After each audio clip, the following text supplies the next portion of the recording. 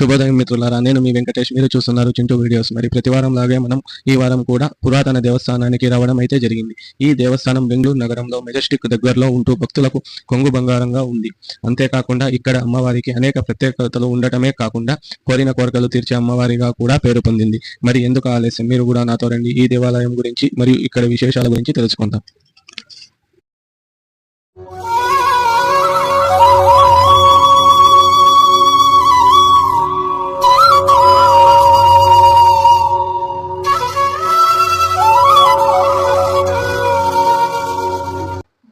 అన్నమ్మదేవి దేవస్థానంలో మనం అనేక విషయాలను తెలుసుకోవచ్చు.